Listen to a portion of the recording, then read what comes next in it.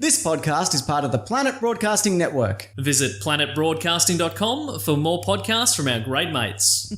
This episode of Filthy Casuals is brought to you by BlogTyrant. Go to blogtyrant.com/filth to get a free individual brainstorming session to help you start a blog or a new career online. Don't just start a website, learn how to make it successful.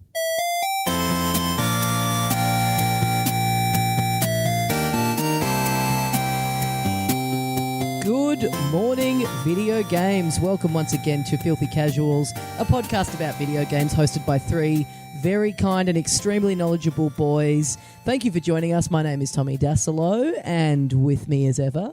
It's Ben Vanel, and this is a very special episode of Filthy Casuals, Tommy. I've been working in the media for a little bit, and more specifically radio lately. And, you know, I want to get on air, so I wanted to do sort of like a test show. Mm-hmm. And like a lot of radio these days is talkback. So what I thought we'd do is get someone to call in, like a real stupid moron who doesn't know anything about the topic that we're covering. Right, because, working in radio, you have to work with you have to deal with on a daily basis the worst kind of absolute low breed. Exactly. So you want to prepare yourself for that. Totally. A lot of dumb questions, a lot of like bits that go nowhere, stuff like that. So today we've got with us calling in from New Zealand our good friend. Yeah, g'day. Hold on. Right at that second, the people I'm staying with banged on the door. Oh, they're gonna leave. They're gonna leave the apartment. They were gonna stay in their room, but now they're going. I had a bit ready to go and everything for that introduction. I was ready to go. I was gonna say, "G'day, long time addict, first time caller," and all that sort of stuff. Oh God! That's beautiful. This is just validated. Yell hello. Adam, come back to bed. Calm down. Stop jacking it in the living room. All right, see you later. I'm not going to do any of those things. All right, see you later. That was Peter Jones and Luca Muller, who I'm doing a show over here in Wellington with. Oh, God. Yes, so you're in New Zealand. You're across the pond, so to speak. Yes. You've met some listeners so far. That sounds cool. Yeah. I've met two. One of them, his name was Joshua. The other one didn't tell me his name. Oh, very rude. Mystery man. Or woman. It's been nice here. The city's really picturesque. And that's all I really have to say about it. It's a city. The more you visit, the more they all seem like, oh, humans are the same everywhere. Cool. You ever see those Lord of the Rings movies? Nah, man, what are they? Oh, brother, you got to get into them. There's some little folks and some big folks and a lot of love. It's the sort of thing you'd love, I I've reckon. seen twins. Yeah, nice. Nice. So Knox, you're over Skype with us at the moment. You've been traveling a lot, so you've played literally nothing. So one has to ask why we've bothered to do this. Especially when it took fucking ages to figure out how to set it up with the crappy hotel Wi-Fi. Yes. But yeah, there's a couple of news items this week. Knox, do you want to kick us off with the ones that you've brought to the table? Yes, I saw that. That sounded like I was going to launch into a bit. I'm not. Geralt's in Soul Calibur 6. That's kind of cool. Neither of you guys played The Witcher or any of the Soul Calibur games. Is that right? No, I've played The Witcher 2 and 3 and maybe a Soul Calibur game, but a very long time ago. I know that you're really into those Soul Calibur games though, right? The first one and the second one in particular were fucking awesome. And they've kind of had a tradition since the second one of having all these odd guest characters in them. And here comes Geralt, the bloody Witcher, to swing his sword around. He's a perfect choice for it. Yeah, even though I haven't played either of those games, obviously I know who he is as a character, and I love that. I think it's like a cool like Smash Brothers-y kind of thing, anything like just total fan service of getting him in there. Like I imagine a lot of people are pretty stoked about that, so that's cool. Yeah, I think it's great. When I played the Xbox version of Soul Calibur 2 a bunch, I pretty much exclusively played as Spawn. Nice. Right. But I'm looking forward to this. He swings a sword, so he fits in. That's really sick. all there is to say about it. I'm looking forward to that game a lot. I'm glad they're doing another one. Have you had time to play Injustice 2 with the Turtles yet? No. Yeah, neither. Oh wait, yes. It's another one of those things. It's like, oh, this is really cool. Yeah. Maybe I'll Yeah. play it someday. I actually did play like one match with them and didn't go Wait. because the way. You did? Just I So you forgot. just lied to me You before. just lied to both of us. Yeah. Man, it ain't a lie if your memory sucks. I played one, and the default is Leonardo, and to change between the four, you have to go in and like switch their costumes, which is sort of more of an elaborate way of doing that than I would have liked. Right. Because you have to sort of go into that dumb inventory and all that stuff in that game. But yeah, it was cool. That's the Turtles, man. Oh, it's the Turtles, man. Knox, have you been able to ascertain so far whether or not they have video games in New Zealand? Yes, they do, and they cost $120 fucking dollars. Well, are you visiting EB right now? It was an NEB. Oh, wow. They're expensive as fuck. Joshua, who I was talking to at our show yesterday, You're obsessed with this guy. he bought his PS4 from Australia and had it shipped over because that was cheaper than just buying one here. Wow. That's fucked. Yeah, but it's a beautiful looking place. I guess that's the price you pay. Literally. Oh no, my Skype's cutting out. Gotta go. And that was Adam. We're going to go to a break now. After the break, we'll be talking about sheep. Yeah, so what was the other bit of news you had, Adam? Well, I'm never coming back from New Zealand. It is actually really nice here. Yeah, I'd really like to visit. Yeah, it's. I'm going to the zoo tomorrow, I think. Ooh. You're going to see some baboons? Hell yeah, my dude. Oh, nice. Apparently, they have a good chimp exhibit enclosure. Great. Yeah, cool. Do some selfies for Chimp Cup promotion, please. Yeah, well. When you said you're going to the zoo tomorrow, you think. Now, what has to happen to cement these plans in? You're going to feel extremely stupid having asked that question, Tommy. I'm not going to go if it rains. Oh, okay. I still would have gone. I'm not a coward. I don't want to see a bunch of wet, sad animals. I think most animals look better when they're wet. Oh, wow. That's a big call. Absolutely not. The only animals that look better when they're wet are like rhinos and hippos and elephants and stuff with like shiny skin. That's like half the zoo, bro. It's not a chimp. It's not an orangutan. It's not any of the apes. Lion? Would you want to see a wet lion? No, I'm telling the truth. Okay, now we've all had fun here. What do you think you'll do if it does rain? I don't know. Get coffee a and horse sit over around. the line? The zoos come early. Okay, so where were we? I don't know. I don't have a list in front. If I make a move on this laptop, it's going to make a huge clicking noise into the mic, and you don't want that. So I'm flying off of what you're saying here. Wait, you had a second story to bring up. He's forgotten it. I remembered it. But we've also heard like a siren in the background. You've coughed. Like, you don't have to be too precious about the mouse clicking, I feel.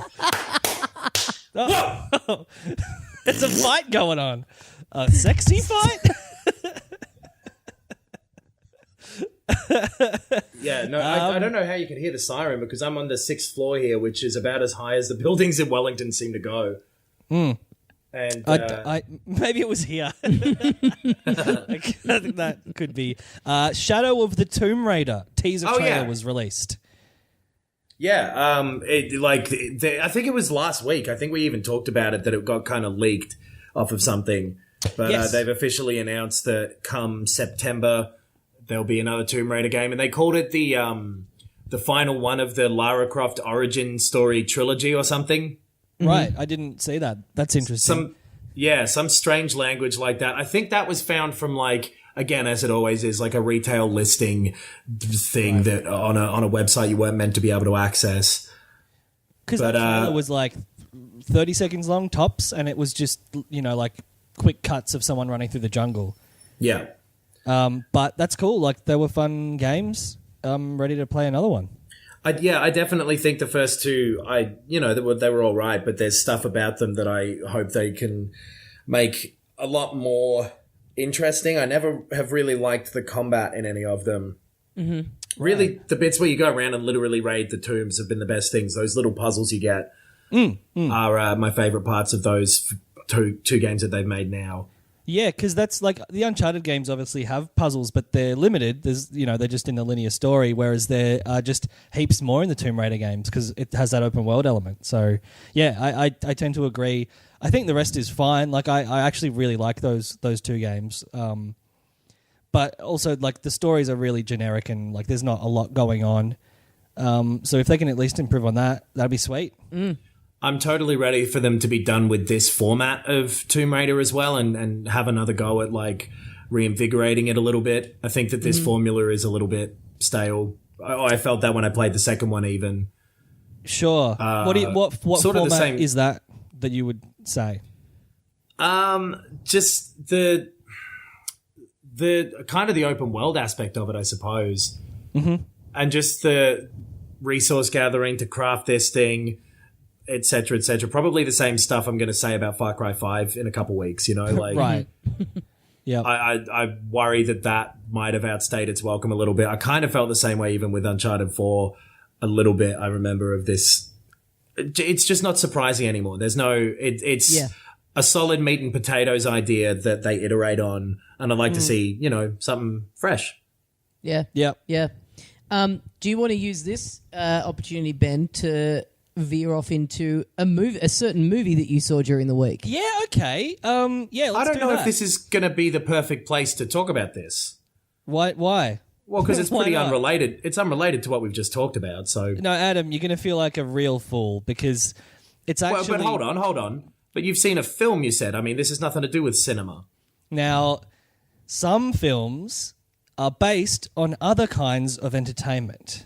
And also, it's related because we were talking before about not being able to go to the zoo because it's raining. And a typical thing that you would do when it's raining, a typical activity that one could do is to go to the cinema and see a film. Yes, and I hadn't seen this film immediately when it came out. I saved it for a rainy day.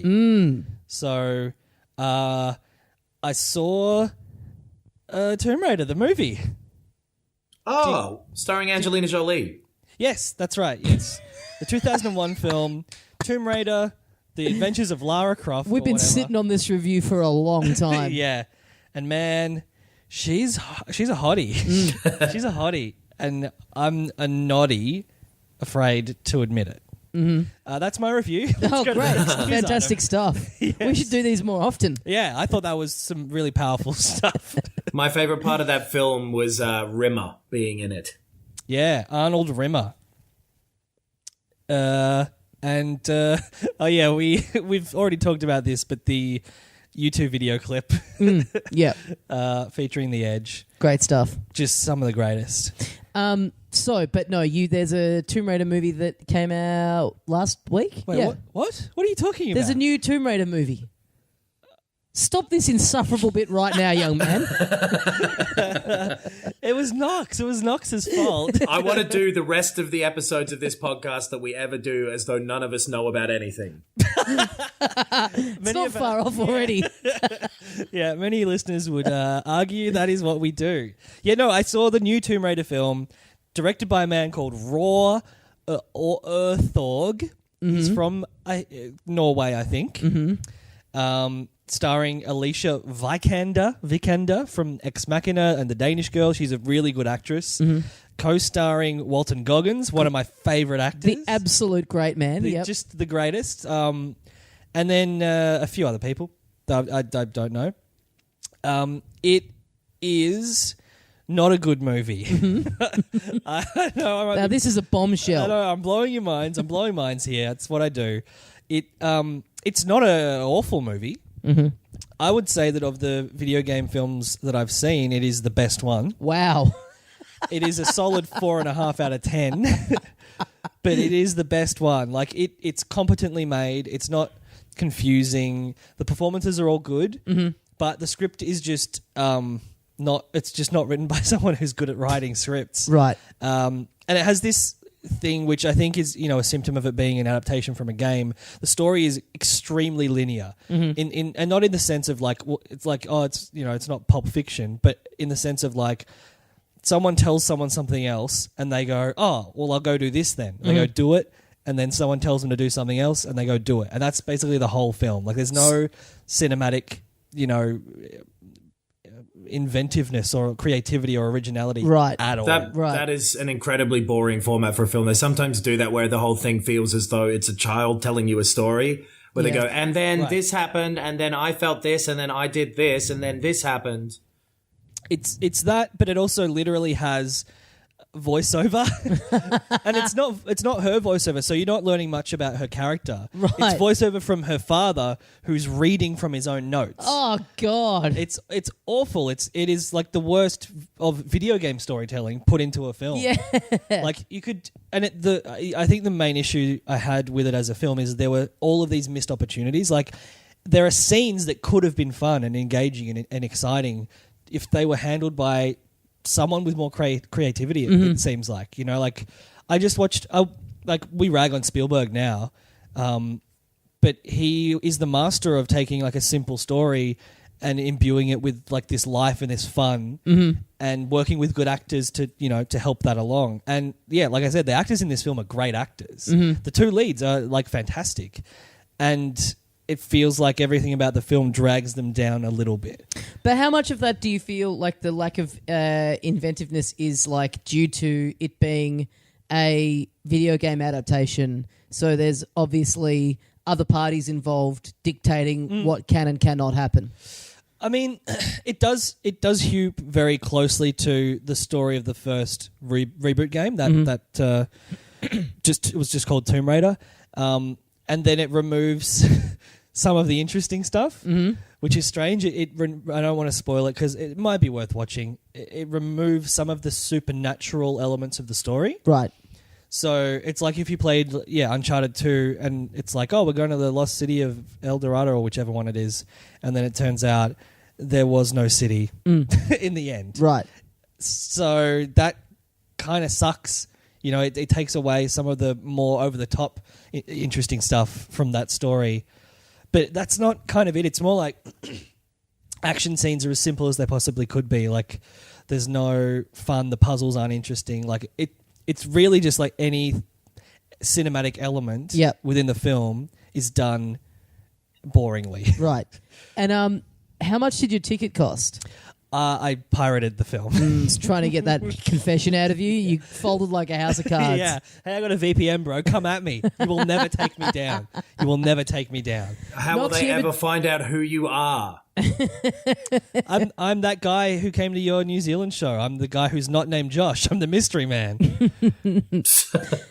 Hey, Knox, do you reckon you're going to go visit that Kim.com guy? Good question. He does. Is it?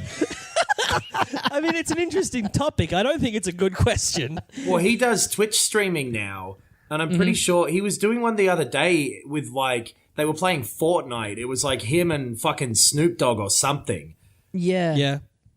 No, wasn't it Drake? It was Drake. Yeah. Drake showed up on this. Yeah, I didn't know that was with him though. Yeah. I'm pretty sure Kim.com has been doing video game streams and someone weird showed up on it. Are you thinking of Kim Jong-il? Yes. I'm thinking of Twitch streamer Kim Jong-il. Well, you should try and get Kim.com to come to your comedy shows. I would love that. Kim, if you're listening, come along, bring your checkbook, we'll talk business. All right. Maybe it was that guy who didn't tell you his name. I think I'd recognize Kim.com. I absolutely would not. No. He's a master hacker.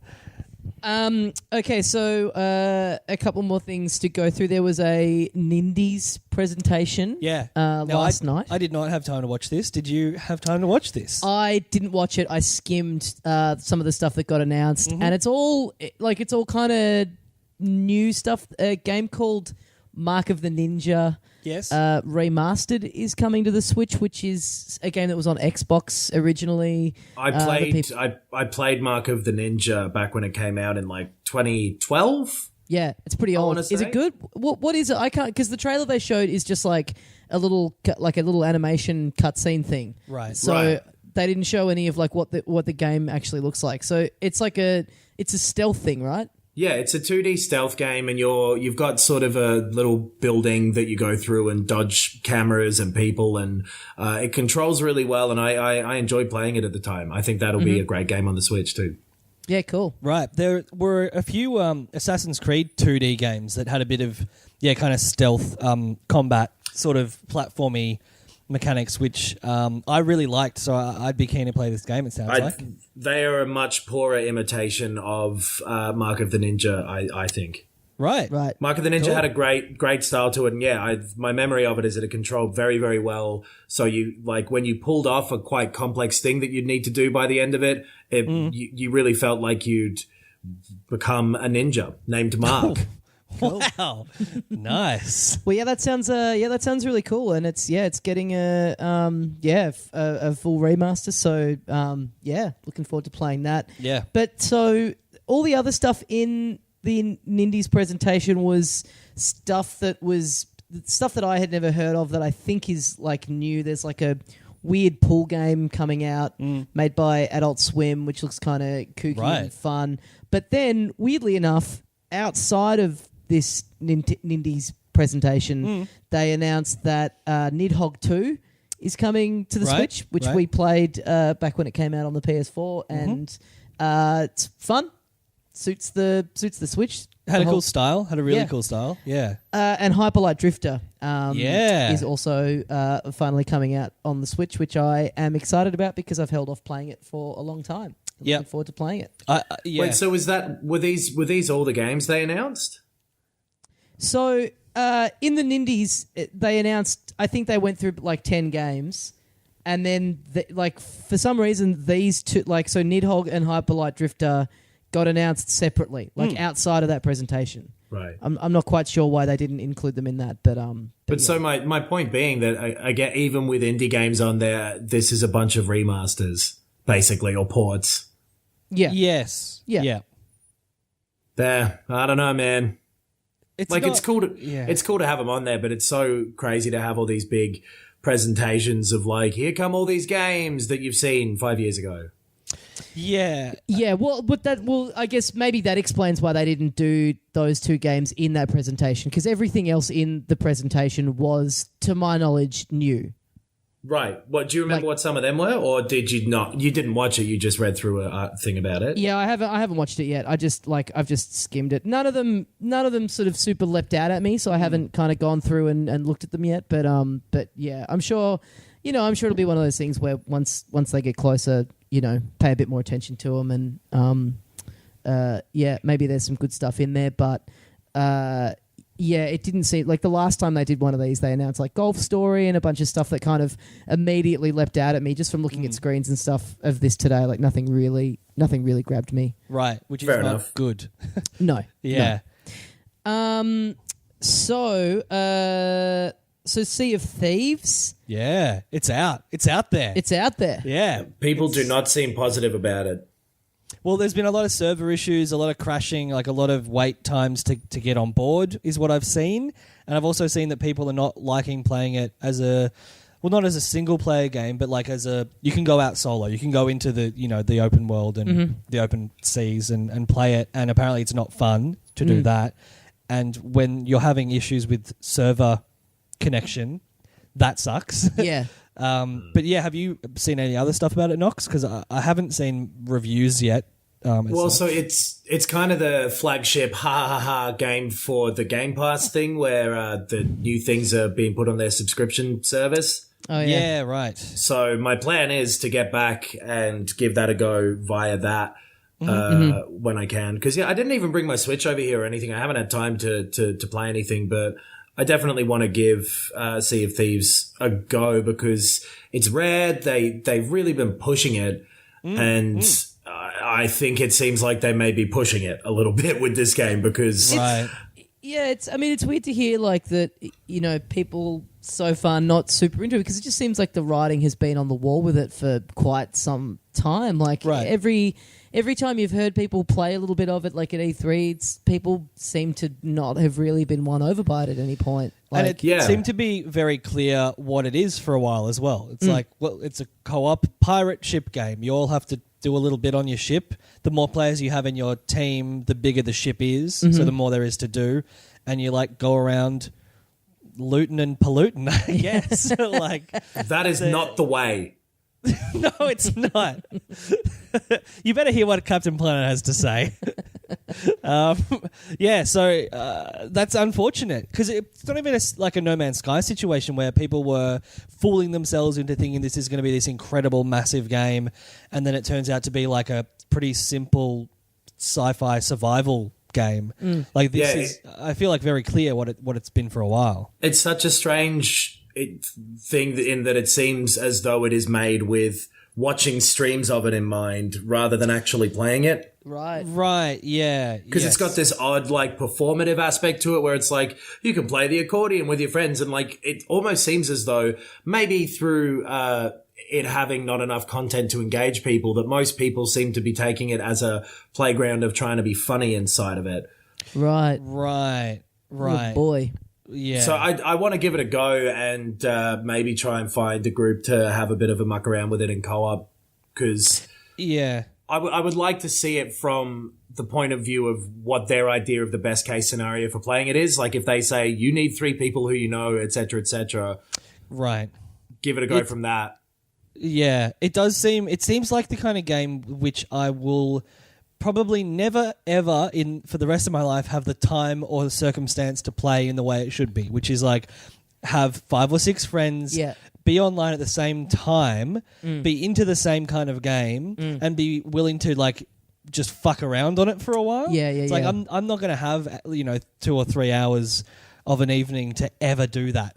And if you do have all of those criteria, there's probably stuff that's more fun to play in that group. Totally. Yeah. Yeah, it's such a wild idea to like, on paper, you're like, yeah, all these people and you can explore the seas and here's these dumb things you can muck around with. But it's such an impractical design of the game, which seems like such an unfun thing to say. Like, you've not been practical with this game. But, if you're going to fucking force me to set up a Google Calendar with a bunch of other people to play your game, fuck you. It's so crazy, like, Rare, doing something for the first time in a long time, and this being, Microsoft, one of their, the only big kind of like, flagship game that they have on the horizon.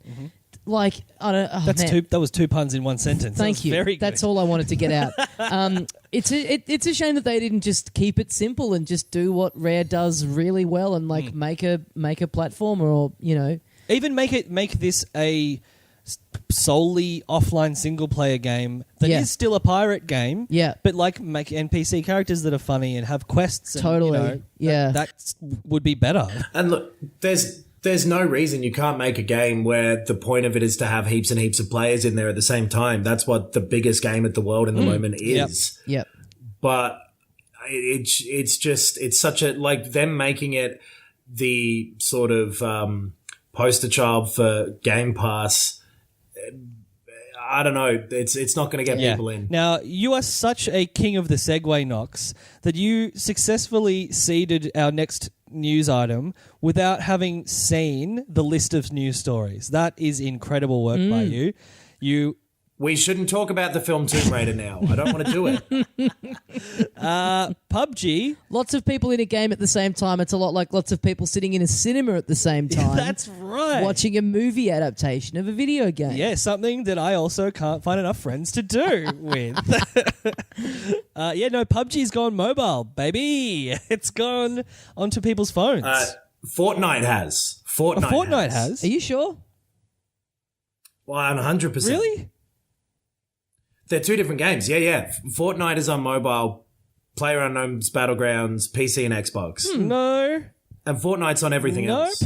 You're 100% wrong. Fortnite is on mobile. PUBG is on mobile. It was released like 2 days ago. Fortnite. This is I'm about looking Fortnite. at all of the news stories about it. PlayerUnknown's Battlegrounds. Yep. It's on mobile. Well, Fortnite came out on mobile last week. I can't fucking look this up because if I make a Do you want me to read any of the stories about it to you? You're going to hear a couple of clicking Okay, noises. guys. March Hit us with 19th, Polygon, PUBG Mobile is live on Android and iOS. Fuck, okay. Well, I guess I missed this because I've been flying around differences. It's almost like you could have trusted me, who was looked up the stories today. Well, I'm just surprised by this. Well, PUBG's on mobile. I'm breaking the news to you right now. In China? What? That's what the first... Oh, okay, yeah, all right. This did happen. What the fuck? This is Knox's like reaction video to a news story. Yeah. This is like someone coming out of a bomb shelter, blast from the past style thing. Yes. Man, if It's you on came out of mobile now? Who's the president? No, the other guy's a president who's also surprising. So, what do you think about this bombshell announcement, Knox? Yeah. Well, this is... Give us your live reactions to hearing this for the first time. It's pretty fucking crazy. And so Fortnite has overtaken PUBG in terms Yes, of the well, that number also of has players. happened, yeah. Yeah, and the popularity. And they released a mobile version last week. Yeah. So this happening now, apparently they've been fucking trialing it for a bit in Canada. I had no idea about this. But, man, I don't know. I wouldn't want to play it, but I guess it's cool. I've heard really positive stuff already. I've heard positive stuff, from listeners of ours, and just generally that people are loving it. People are saying it recreates the experience really, really well. That's And crazy. it's free, hey? I think so. Yeah, I think I saw someone say that it's free. So what? It's the full game. You just control using your thumb as a joystick kind of deal thing on the screen. Yeah, I guess so. I haven't played it, but yes, it is free. So I guess we should all play it before next week's show. Fuck, that's crazy. I mean, I'm excited to be able to play it. I've got a nice new iPad with a good big screen, so that's cool. Yeah. Yeah, man. I paid for a bunch of Wi-Fi to do this. So Yeah. I'll spend 29 years downloading it here over this hotel Wi-Fi and give it a go. I had no idea about this. What a fuckwit. We know.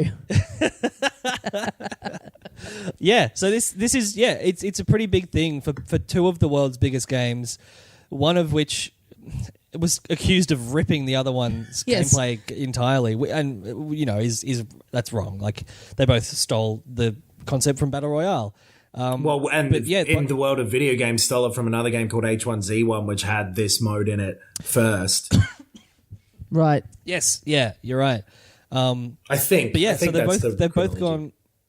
gone. I think so, and that in itself is like an add-on to something else. Maybe, it's one of those weird, kind of massively multiplayer mod games. I think.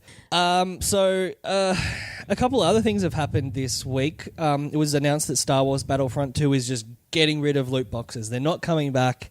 They've removed all of the pay to win, pay to play, pay to upgrade stuff. Mm-hmm. It's just experience points. That's huge. It's a big win. Yeah. It's a win for gaming in general because, EA were the ones leading the charge in fucking over gamers. They must be pretty salty that that's what they've ended up having to do. Yes. Like there'd be some bean counter somewhere who's like supremely fucked off about all this. Yeah, and it's the kind of thing you just don't expect to happen because you also expect the bean counter to be like, look, but people are annoyed, but they're still buying the game and they're still paying for microtransactions. It still makes financial sense. Well, especially because they had said it is coming back. So if they have done it, they're not going against anything. They're just fulfilling what they said they were going to do. And if they said something like, we're changing it slightly, we're rejigging it, we're making it fairer, but we are bringing it back, people probably would have been okay with it. Yeah.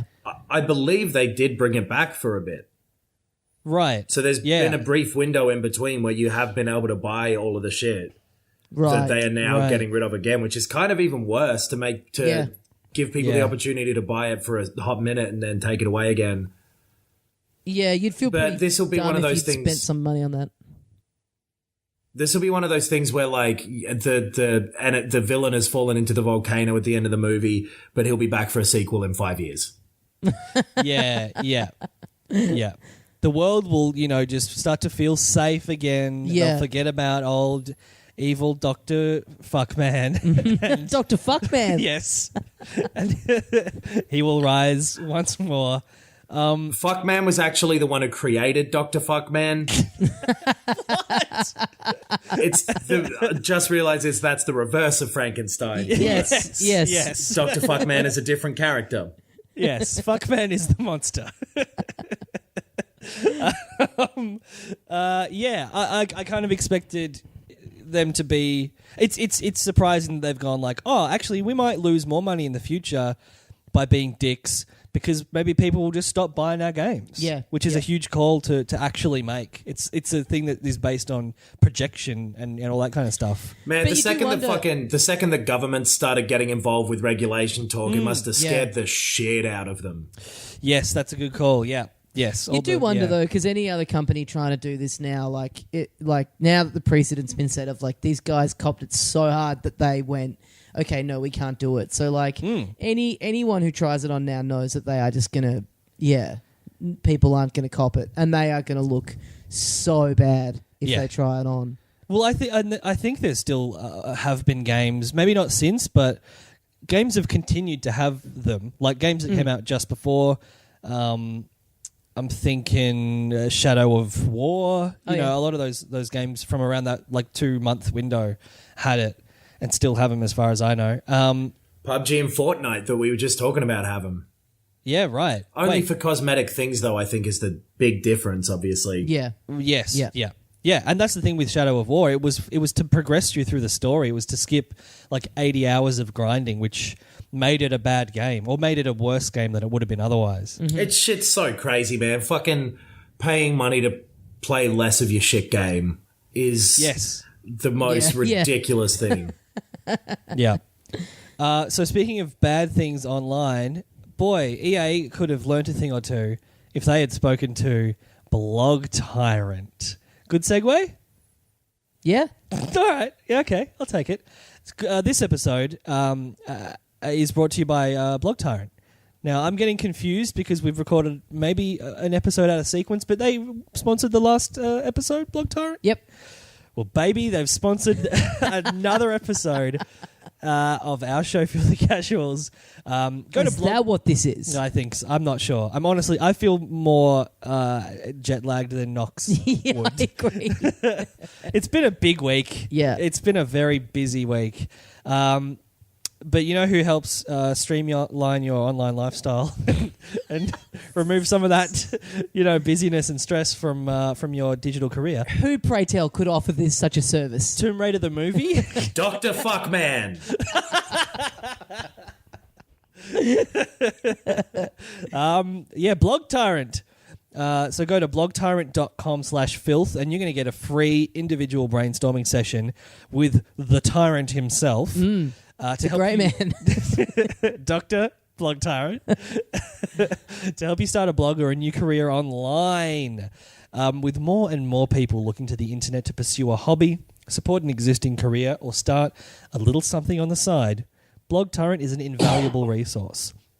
With step-by-step guides on creating websites and making sure you get plenty of visitors, BlogTyrant has been helping people build successful blogs and websites for almost a decade. Knox, if you were going to make a new blog and have a gimmick, what would the gimmick of the blog be? Thehuntforkim.com. And it would follow my trip around New Zealand trying to track down the man, but I wouldn't Google where he is. I'd have to find him just through sight and scent alone. Mm-hmm. Oh, wow. And then write blog entries, I guess, to publish after the fact so he doesn't tip to you being on his tail. Nope, I'm publishing them live. If he thinks he can outrun me, he's welcome to try. Wow. This is great. It's like a real cat and mouse situation. Yeah. It's no cat and mouse. It's fucking magnet and big piece of metal, and I'm the magnet, and I'm going to draw him to me. It could be cat and computer mouse because he's an internet man. Hell yeah, that's the one. If it's magnet and metal, it doesn't matter which one you are. Like you're still like you're gonna find him either way. Yeah, that's it's not true. like But the magnet is in power in the situation. Okay. No one's looking at a piece of metal attached to a magnet and going like, the metal's won. Okay. That's interesting. don't know if anyone, when they see a bit of metal attached to a magnet, has really any thought about the situation whatsoever. No, that's Everything's power dynamics, man. Read my new book. It's called The Game 3. I'm sure the Game 2 already exists, so I went for 3. I don't believe it does. Oh, well, then my book's called The Game 2. Fuck! Well, that was a good bit. I hope you enjoyed that, BlogTyrant. And if you think that BlogTyrant sounds like a helpful service, which it certainly is, and you want to start a blog or a new online career, go to blogtyrant.com/filth. That's blogtyrant.com/filth to get your free email feedback on your idea for a blog. Thanks, Dr. BlogTyrant. Yeah. So moving on to what we have played this week.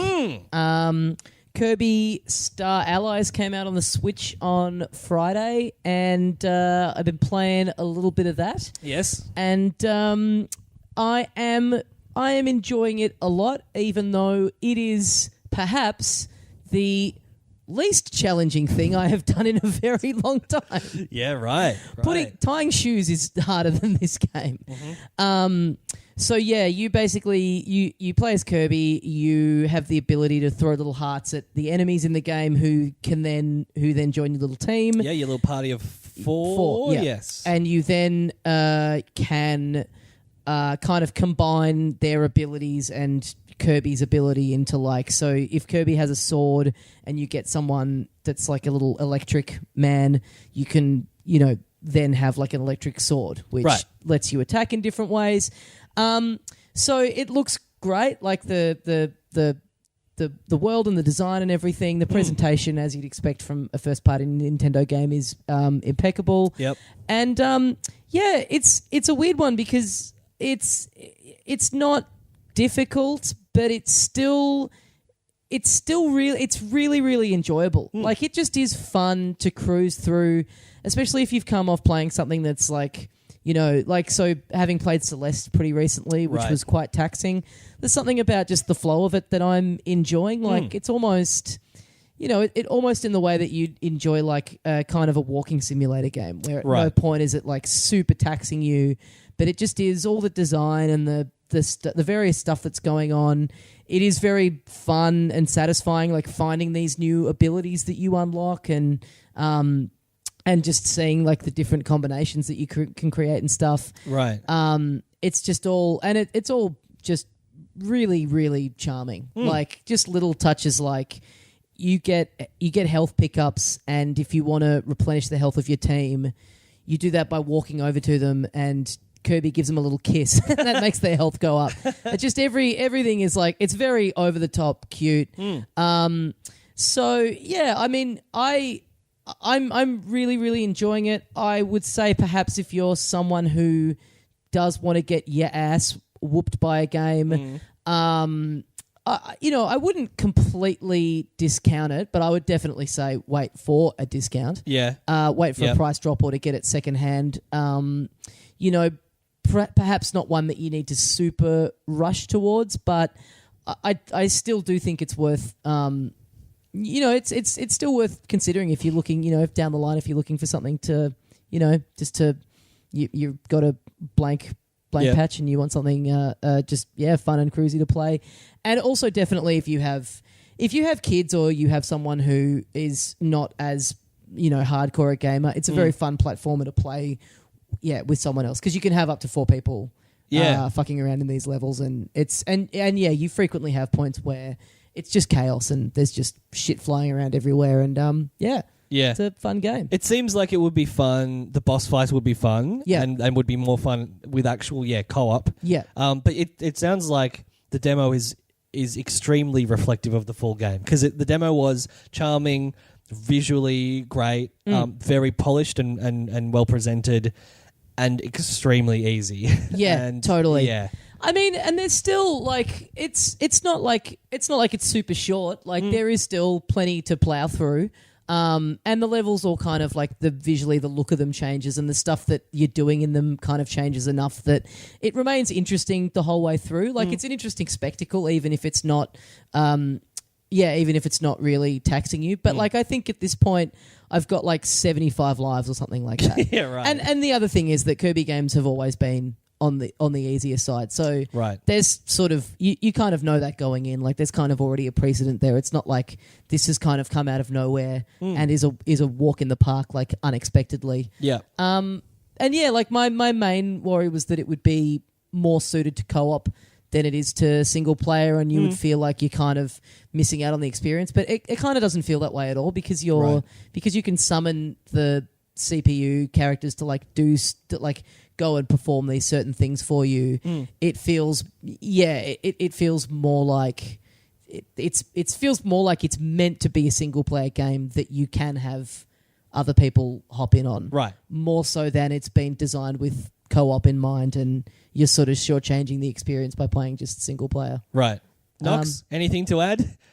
Yeah. With the difficulty thing, I just like when Call of Duty games and things like that are good, that's kind of what I like about them, is that they're pretty simple and straightforward a lot of the time. I don't play them on the hardest difficulty or whatever, but it's the spectacle and the art style and whatever that you might enjoy, and this sounds like it's that sort of relaxing type of game. Totally, yeah. I'm into all the crazy stuff that's going on, and the story is just bonkers, and it genuinely is fun when you find a new enemy and you can either have Kirby suck them up and take their powers, or have them in your little party, and you start to get very like some bits you need a certain ability for, so you kind of have to go and find that enemy that has that power, like fire or whatever, and then replace someone in your party with them. Right. And like, I get very set on like, here's my little team, here's Kirby's power that I like the most, and I get very like, oh no, I don't want to have to kick someone out. Like, Right.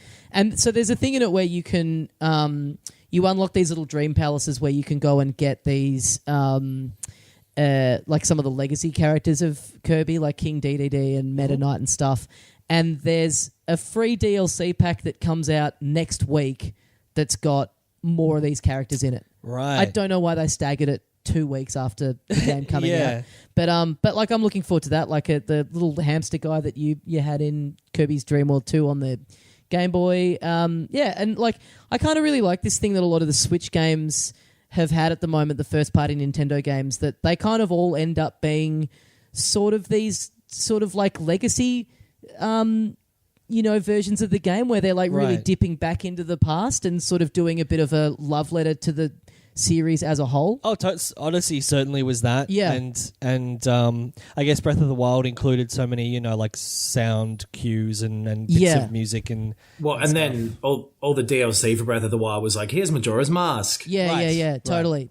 I really like that. And I kind of really hope they keep that going, where they kind of almost treat it as like, like the franchise, like a bit of a reboot, but also like a bit of a look back, because, I mean, there've been a lot of Kirby platformers where they sort of end up doing all this different stuff with him, where it's like, oh, you draw on the screen and he rolls along in a ball. Like, it's just cool that they made a straightforward, like, even though it's got this mechanic of having these three other people with you, this kind of like back to basics, solid Kirby platformer. Yep. And I mean, he like, I really, it's interesting that world of the Kirby games is like, I really like it. It's the sort of like art style and everything that I'm very much into, like very cutesy. And Kirby has a lot of personality, even though it would be a stretch to even call him a character, because he is the most basically designed thing that possibly has ever existed. But it's fun. It looks great, and the overworld maps, even just those are cool. I really dug the style. That it's very cartoony. Yeah, and some of it's a bit like retro cartoony as well. I really like that. It's not a game I'm going to get now. There's surprisingly a bunch of games out now, and more tomorrow. Yeah. As of the release of this episode. Yep. But this will be something that I get for the Switch. Yeah, I definitely would say to anyone who is put off by the ease or whatever, like definitely don't completely write it off. Like wait for a second hand or to borrow it from someone or something. But it is still worth the time of day, even though it's not particularly taxing. Yeah, nice. What have you been playing, young man? A couple of things. I've been playing a strategy resource management sort of city building game. Fuck, here we go. Yeah. Yeah. Strap in, everyone. Strap into your beds and have a sleep because I am about to talk about resource management. It's the most Ben Vanel thing I've ever heard. Hey, it's also a sci-fi themed game. Shit, dude. Yeah, involving drones. It's called Surviving Mars. I played it on my Mac through Steam. It's also on PC. I don't think it's on any consoles. It's pretty sure developed by the same company that made Cities Skylines, which is the SimCity sort of successor that's been out the past few years and I really liked. But yeah, Surviving Mars is you kind of land a rocket on Mars and you got to make a city or at least a settlement. And so you got to build machines that'll get water deep out of the ground, or an oxygen filter, or just all these kind of things that you then build like a big dome. And so it's like a biodome, and you put people in the dome, and it's just a real classic city building, resource game. But it's set on Mars, and it's kind of slower paced again, which just everyone is just riveted, just on the edge of their seats at how this game sounds. But it is slow, it's relaxing, it's not too difficult either. But like the atmospheric music's very nice. Yeah, and nice. the design's cool. And yeah, it just has this great little gameplay loop, and I'm really enjoying it. It's not for anyone who doesn't like this kind of game. It's not converting anyone. Yeah. But it's been really, really fun. It's a game that I have only put a few hours into, and I feel like will open up in terms of its depth and complexity the more I play it. Right. When Matt Damon starts talking to himself, that game gets really good. I actually don't mind Donald Glover in this game, I have to say. Man, fuck Donald Glover. I knew that would No, say actually, I'll tell you something. I watched some of Atlanta. It's good. Yeah, I really It's really like good, Atlanta, isn't it? Yeah. So now that he's got the thumbs up from me, he can continue his career. It was weird. Did you guys see Spider-Man Homecoming? No. Yeah. I felt it was weird that because there was that big campaign for Donald Glover to play Spider-Man, and in Spider-Man Homecoming he plays a black gangster from the streets. It's kind of like the character that he plays, though. I believe either him or his younger brother or something becomes Spider-Man later in the comics. Right. I think I knew that. Miles Morales is Black Spider-Man, right? So, well, the current Spider-Man, I don't know anything about the Spider-Man comics, but yeah, the current Spider-Man is not Peter Parker. Yeah. Well, anyway, back to The Martian. A great movie. One of Ridley Scott's only good movies in a long time. That's such a in the middle of... my favorite thing is being on another planet where I can manage spreadsheets. Also, I have this comment about human society that I don't understand. So Surviving Mars, 3 drones out of 4. No, but it is really good. I'm enjoying it. It is, for people who like that kind of game, the aesthetic and the atmosphere of it add to that sort of gameplay. I really like it. Have you played anything else, Tommy? I have. I played a game called Flinthook. Oh, yes. Indie game which has just recently come out on the Switch. I believe it's been out on the PS4 for a little bit. And interestingly enough, I think this is correct. It's actually cheaper on the Switch than it is elsewhere. Yeah. That has to be a mistake. Very, very, very rare. So it's a... I basically got bullied into it by Horny Dad / professional meth addict Andrew Levins, so it's a roguelike, which I don't tend to particularly love. Like, none of them have ever really grabbed me, which is kind of why I withheld for so long. But it's like pixel art style. You're a little space pirate and you board these ships. You go from room to room. You have a grappling hook. There's like hooks hanging from all the ceilings, so you can kind of like basically fly around the levels. And you have a gun and you can like momentarily slow down time. Right. So on each ship, you are trying to find. You're basically trying to. They're kind of like labyrinthy, and you're basically trying to ultimately get to a room that has like a gem in it, and you're sort of doing a bounty. So you have this little tracker that needs the first one is like 3 gems in order to find the bounty, which is the villain that you're trying to hunt down and kill. Right. So you'll go into a ship, you'll get the gem, then you go into the next ship, and you have to successfully do all 3 in a row. So once you die, your progress resets, and you have to do them all in one hit. Mm-hmm. When you do get all of them, you then go into like a boss fight with this bounty that you're tracking down. Right. And you get XP over the course of it. Like even when you fail, you get all the money and experience points, which you can then use to kind of like buy these perks that you can equip to yourself before you go in. And so like the stronger you get, the more slots you have to put in things like making your gun stronger or giving you more health or just all that sort of standard sort of stuff. Yep. And like it's really, really fun. The style is great, the music is great, the character design is awesome. Again, just extremely my bag. And it's I think the best thing that I can say about it is for being a roguelike, which is not something that I've typically enjoyed.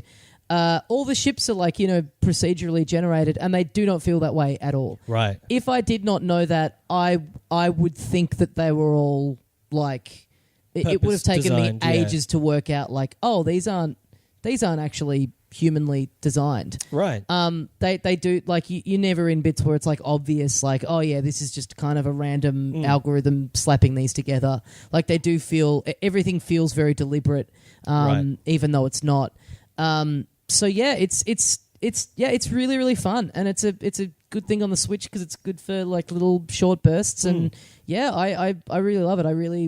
I resisted Levin's raving about it for a long time, and just caved, and yeah, it's great. Yeah, really cool. recommend it. I think it kind of I didn't really hear anything about it apart from him, so I think it's kind of and even when it was out on the PlayStation, I didn't hear anything about it then. Yeah, So I'd not heard of it. Yeah, again until Levin's mentioned it in our Facebook group. Yeah, and it probably is on. I guess it's on Steam as well. Yeah, most likely. Yeah. So yeah, I mean, it's if you've never heard of it, definitely. Yeah, I think it's like $18 or something. So yeah, definitely worth a look in. Get on it. Nice. I again will probably not in the next week, but I'm going to give it a go. And also the fact that you're on the like you're chasing down these. You've got like an objective, which is to get to a boss. Right. Makes it feel more like an actual game that you're trying to get through. Instead of just this thing of like, hey, just play this forever and keep trying to get a higher score. Like there is actual kind of like more traditional video game kind of progression to it, which I really like. Yeah, there was a game, Rogue Legacy. I think if that might be the kind of the big one that was on Steam that everyone got into. That was the roguelike for a while, and I tried it and. I think it was that there was no narrative drive. There was no drive at all that I could see apart from going through a level and killing people. So I've never been able to get into roguelike games, but maybe this is the one. I think this might. Yeah, I mean, this could be. I think this is kind of the one if you've never. Yeah, and once you get a grip of the controls and you start like zipping around really quickly with the grappling hook, like it feels great. Yeah, handles really well, and yeah, it's like. Just the whole aesthetic of it does such a good job of like really investing you in it. Like it's fun. You're a little pirate kind of like, breaking your way onto these ships and getting the treasure and then fucking off. Yeah, like nice. It's really satisfying. So this is the pirate game to get this week, not Sea of Thieves. Yes, I think so. Yeah, wow. Yeah. Huge call. Have you played this yet, Noxie? Nope, I haven't played anything. I probably won't even have time to go to the zoo. My life is being taken away from me piece by piece. Oh, fantastic stuff. Ben, what else have you been playing? I played Burnout Paradise Remastered, and it's fucking fun. Great. It's really good. I made the very basic bitch comment in our Facebook group that it is like a more fun version of Need for Speed. And Dave Callan, a friend of the show and old Scottish dancer, called me out for it. But like I just had never played it, and it's great. It's really everything about it just makes sense. It's perfectly designed. It's very streamlined. It's easy to get in and out of challenges and races, and like it fucking feels fast. Like Right. you know those moments in like the GTA games where you're just like nailing it. You're just going through a city. You're missing all the cars. You're weaving and dodging, and you just feel like you are the best driver in the world. It kind of feels like that all the time. And I Great. don't know if it's the way they design the AI so that there's never really too many like not pedestrians, civilian cars in the way, but it's just this like really breakneck speed all the time. I was scrolling through Kotaku the other day and I saw a headline that said, I can't enjoy Burnout because I drive a car in the real world. And That's I the thought, stupidest thing I've ever I heard. think I'm done with this website. Yeah, I think I'm done with the internet. Like, fuck me. That's stupid. Like, is that meant to be clickbait? It's one of the dumbest things I've ever read. Did you click it? No. Good. Good. I bet they had some sort of a like that. That seems like something where if you read the actual article, it'd be like, I'm boring, so I can't drive fast because I'm scared of turning corners in this game. Yeah. But like, I don't know. There's something to say there if you've got fucking a certain number of words you have to fill every day. Sure. Yeah. Yeah. You got to feed the machine. I have a car.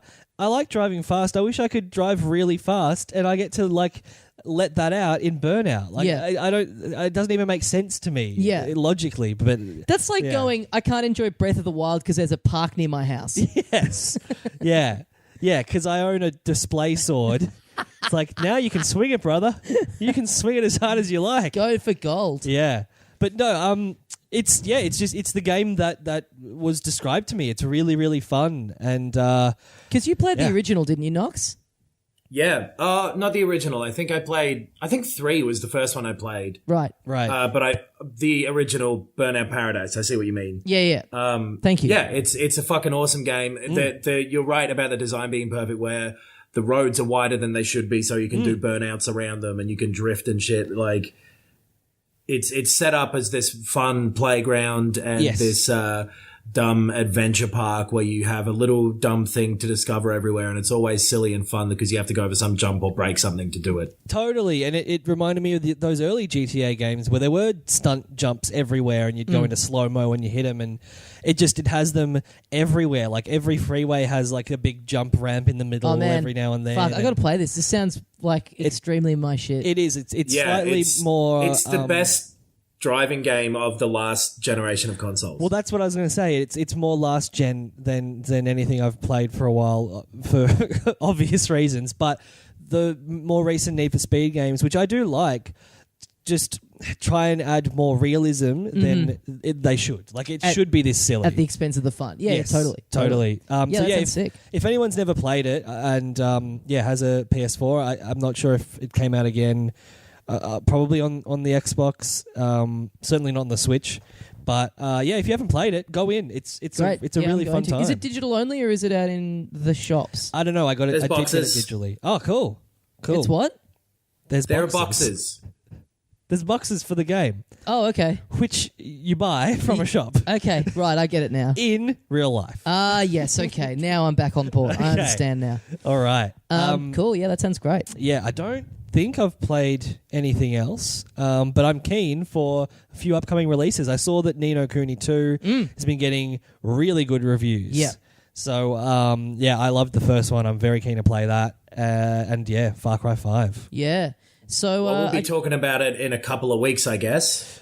Yes. Well, yeah. So we should say that basically brings us to the end of this week's episode.